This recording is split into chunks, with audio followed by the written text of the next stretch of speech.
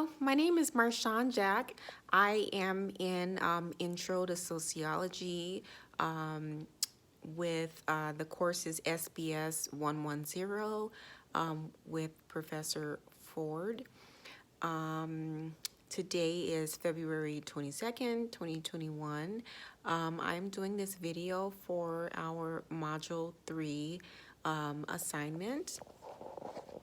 Okay, so I'm going to answer some questions from Module 3. Okay, so it asks question number 1. It says, imagine that you are the president of a Fortune 500 company.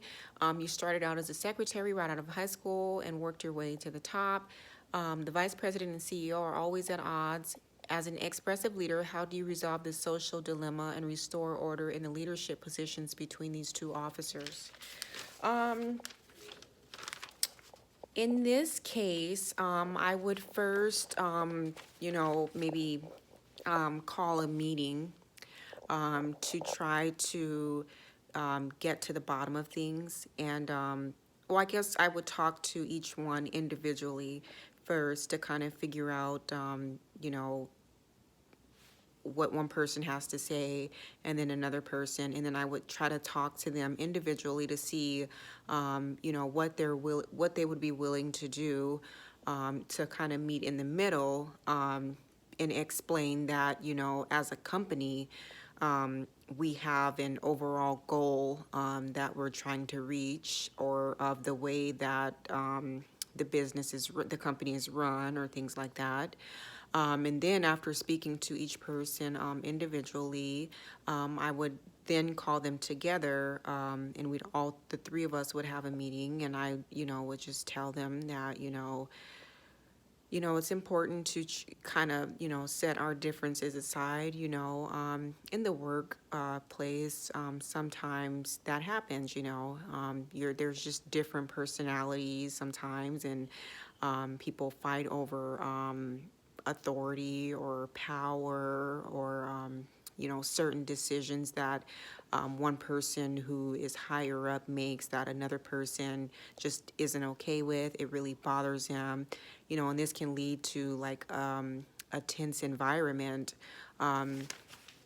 in the workplace, which is not good, because it's unhealthy. I mean, we have to go to our place of work every day, so that part of it, and the fact that it hurts the company. So we want to ensure that we are all on the same page, so that we can be the Fortune 500 company that we are, and work through our differences and the problems and the disagreements, and figure out how to be very successful in that regard. Okay, the next question says, name 3 types of formal organizations and explain how each is different.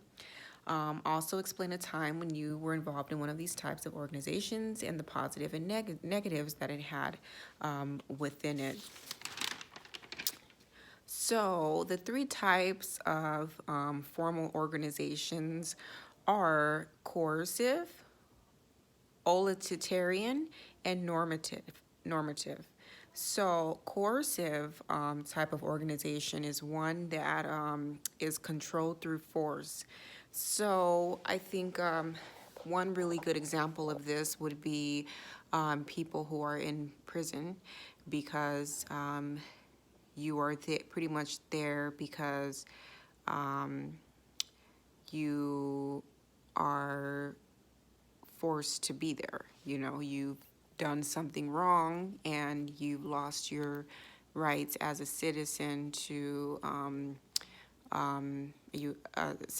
have freedom. So you've committed a crime or something that that has gone against the justice system. So, and you have been sentenced to a period of time behind bars, and that's kind of, you're locked up, so you kind of have to be there. So that's forced.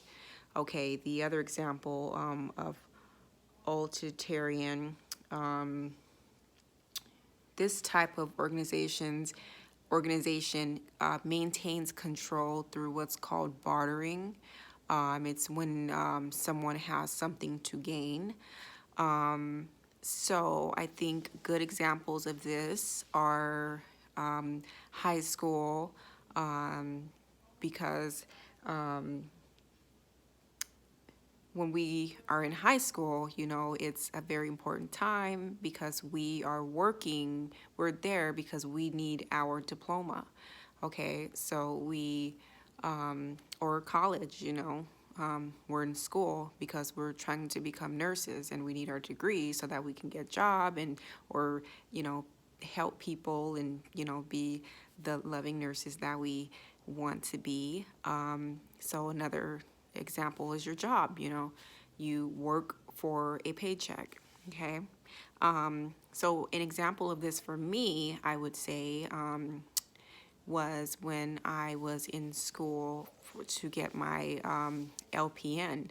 So I was in school and you know, I did work and I learned things and I went there to get something because I needed to get my diploma, my LPN diploma, so that I could work. So I was there because I was earning something out of it. So I had something to gain from that. So they kind of control the situation, you know, the school does, and, you know, I'm there because I need something, okay? The next thing is normative organizations, okay? These are voluntary organizations that people join because they have like certain shared interest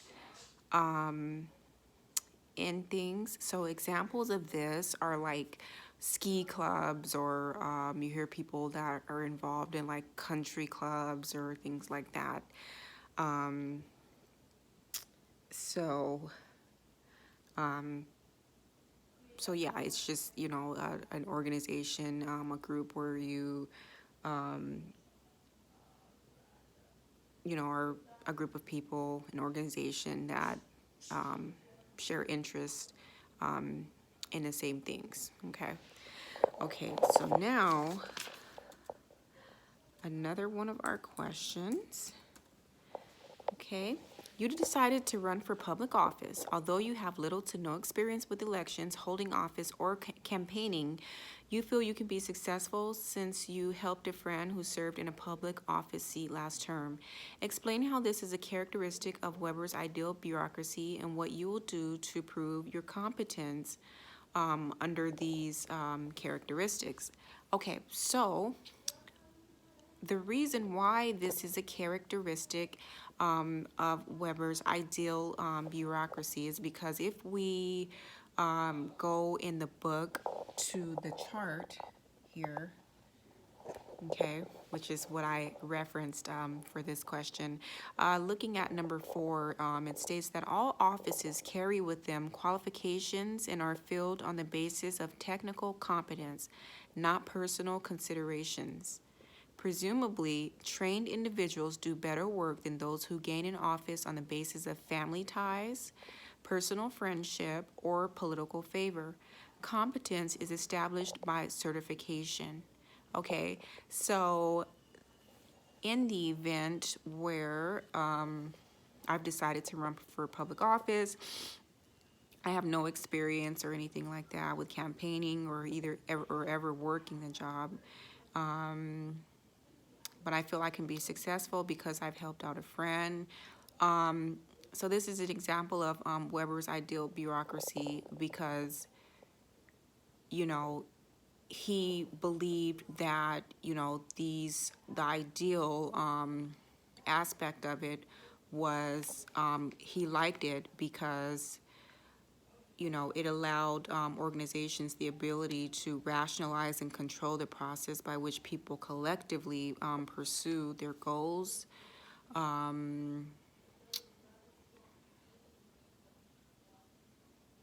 So he wanted things to be run, you know, basically in an organized way, so that certain people were to be held accountable. Certain people had certain positions of power that they knew, and he just felt like there was a process and there were necessary requirements that people should have to meet and to have certain positions. It's, you know, not because of, you know, the color of your skin or things like that, or male or female, basically because of the, you know, your, you know, education, or, you know, something solid that states that you know, really can be a good person for the job. Okay, the last question here is about, as a creative member of a small group of employees in the advertising department, you notice one of your designers has withdrawn from the meetings, offering no input. This employee's alienation concerns you. What will you do to socialize this employee and engage them into their job? So I would approach the employee. I pull them to the side and just kind of say, hey, you know, I noticed that you've been withdrawn and you've been very quiet, and this is not like you. I would be sure to let them know that we value their input, and it has really helped us, and it's a huge, their opinion and advice is a huge part of you know, our goal and what we are trying to do. And I just would remind them of how important they are, and you know, how valuable they are, and just, you know, ask them, hey, what's going on? Is there something that offended you or bothered you? Are you feeling insecure? You know, why are you withdrawn? Sometimes in a group, people can feel left out or overlooked, or sometimes not heard, and things like that.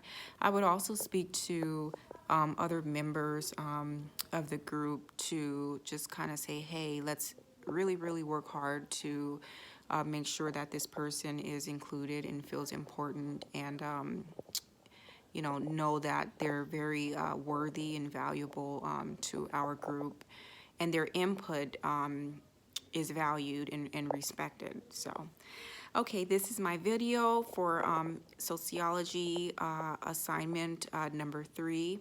Thank you. Again, my name is Marshawn Jack, and this is with Professor Ford, and today is February 22nd, 2021. Thank you very much. Bye-bye.